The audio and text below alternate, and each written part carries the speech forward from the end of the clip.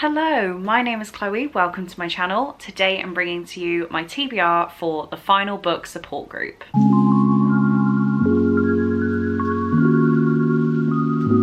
So this is actually round 11 of the final book support group, and crazily it is the first time that I am properly participating. I've done mild attempts before but never set a proper TBR and really gone for it. If you have somehow never heard of this readathon, it is hosted by Steph over at Steph Loves, and I will link her announcement video down in the description. It is running from Monday the 18th to Sunday the 25th of March, and there is a bingo board for us to complete with all of the prompts. So for context, I always said that I didn't read enough series to do this readathon. To me, a series means fantasy, and I have to really be in the mood for a fantasy book.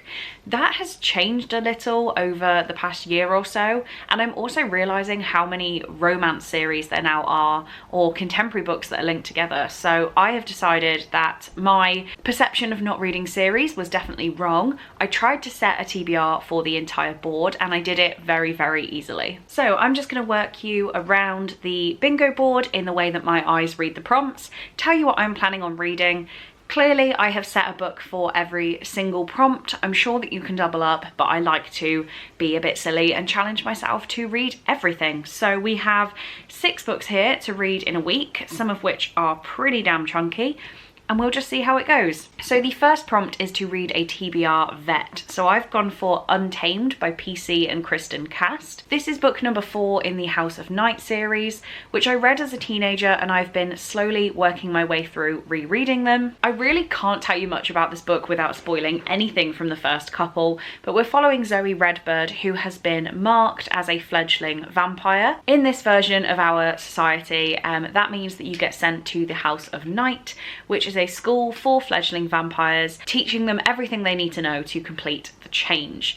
Not all fledglings complete the change to become a vampire, but our main character Zoe has been given several gifts from the goddess Nyx, and she is already being seen as a very important individual despite the fact that she is a first year at this school. I don't think I remember anything about this book. Everything I remember about the series has already happened in the first 3, so I'm very intrigued to carry on, and I'm hoping that this is as easy of a read as the rest of the series. Next, there is a self-care prompt. I don't know what I'm going to do for this prompt. Potentially just, you know, get in bed with a face mask and a cup of tea, a hot chocolate or something like that. That's very self-care for me, and that's normally the sort of self-care activity I get round to on a weekday. So that's probably going to be my self-care, and I'm okay with that. Then we've got take part in a sprint. That is one I'll be very easily able to tick off, because if Steph does sprints, I at least make sure I pop in, so I will be able to take part in a sprint hopefully very easily. Next up we have anticipated sequel. And I can't believe I haven't read this book yet. And I was so scared to put it on the TBR because it means I actually have to read it. I loved book 1 in this series. I pre-ordered book 2. I went to an in-person event to meet the author and hear her talk about this book, and I still haven't read it. And if you haven't guessed it yet, that is Hellbent by Leigh Bardugo.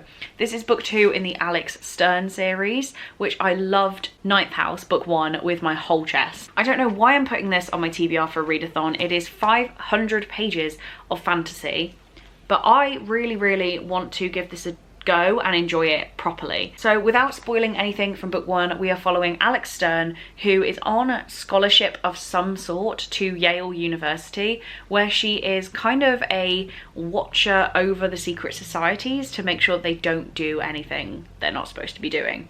That's all I really want to tell you. We have an interaction with Hal in the first book, so I'm very intrigued. It says, thick with history and packed with Bardugo's signature twists, Hellbent brings to life an intricate world full of magic, violence, and all too real monsters. I really hope I love it. I've seen mixed reviews, and I think this readathon is going to be finally the time where I push myself to read this book. I know that I don't want to be disappointed, but I just need to give it a go first. Next up we have the prompt final book, so that is to read the final book in a series. I've gone for a bit of an easier one, I think, and that is Bookish and the Beast by Ashley Poston. This is book number 3 in the Once Upon a Con series, so you've got Geekerella, The Princess and the Fangirl, and then Bookish and the Beast. They are companion books, but they are a series, so I'm hoping that counts enough for this readathon. I'm sure it does. It's a geeky retelling of Beauty and the Beast. Rosie Thorne is feeling stuck on her college application essays, in her small town, and on that mysterious General Sond cosplayer she met at ExcelsiCon. Most of all, she's stuck in her grief over her mother's death. Her only solace was her late mother's library of rare Starfield novels, but even that disappeared when they sold it to pay off hospital bills. On the other hand, Vance Raines has been Hollywood's royalty for as long as he can remember, with all the privilege and scrutiny that entails. When a tabloid scandal catches up to him, he's forced to hide out somewhere the paparazzi would never expect to find him. Small town USA. At least there's a library in the house. Too bad he doesn't read. When Vance and Rosie's paths collide, sparks do not fly, but as they begrudgingly get to know each other, their careful masks come off, and they may just find that there's more risk in shutting each other out than in opening their hearts. Like, doesn't that sound absolutely adorable? I am here for it, and I loved Geekerella when I read it, and I wasn't a massive fan of the princess and the fangirl. This sounds like it's going to be on the same level as Geekerella to me, if not better, so I have very high expectations. Next up, the prompt is to read a graphic novel, manga, or novella within a series. I don't really read graphic novels, and if I did, the only series I've got ongoing is the After series, of which I'm up to date. So I decided to go for a series where the books are so small, I think I could argue that they're novellas. To be honest, if I'm reading and I don't get around to this prompt, I will just skip it because it's not technically a novella, but I count this series as a series of novellas. Am I making any sense? Probably not. The one I've gone for is A Worthy Opponent by Katie Robert. This is book 3 in the Wicked Villains series, which are smutty retellings of Disney stories. So clearly we have Captain Hook in this book. Oh wow, I rhymed. So let me just read the back to you and you'll get a vibe of how dark this goes. Once upon a time, I was a girl who believed in love and happily ever afters. Now the only thing I believe in is revenge. Unfortunately for me, there's only one man willing to help me, Hook. I should have known it wouldn't be out of the goodness of his heart. He doesn't have one. Hook wants his ring on my finger and me on my knees before him, and he won't take no for an answer. I'm willing to pay any price in order to bring our mutual enemy down, even if it means I lose my soul in the bargain. So I'm hoping that this is going to be very fruity, as my dad would say. I have read 2 of these books before. Desperate Measures I definitely enjoyed more than Learn My Lesson. We'll see how this goes. I don't have high hopes, but I think I'll enjoy it, if that makes sense. Next up, share your TBR, so I can cross that prompt off now with this video. Here we go, this is my TBR shared. Then we have Continuation Station, so to read another book in a series. I think that's what that means. Oh, why am I doubting myself? I have decided to continue on with the Ice Planet Barbarian series and read Barbarian Mine by Ruby Dixon. This is the 4th book in the Ice Planet Barbarian series, and if you don't know what these books are, consider yourself lucky. This is a romance series with aliens, specifically blue aliens, and a group of women who are shipwrecked in a spaceship on an alien planet and they make friends with the aliens, let's say. I feel like I've said excited too many times, so I am very intrigued. No, I've used that a lot of times too. I am looking forward to continuing this series. I know that this book isn't going to be good, but I'm so here for it. And then finally on the bingo board we have poll pick. So I put this poll up on Twitter where I used emojis to represent the books. The little flame emoji was for Heir of Fire, which I'm already reading in March, but it's part of my normal TBR as it didn't win. Then I have a gold medal, and that was for the cover of The Merciless 2 by Danielle Vega, which is completely gold. The one that won is the Statue of Liberty, which I will get round to, but then the sunrise was Defend the Dawn by Bridget Kemmerer. So the Statue of Liberty, I was focusing on the fact that it was a statue, not necessarily that it's a New York American related thing. So statue is not a far stretch from the word gargoyle. So I'm going to be reading Deceived by the Gargoyles by Lillian Lark.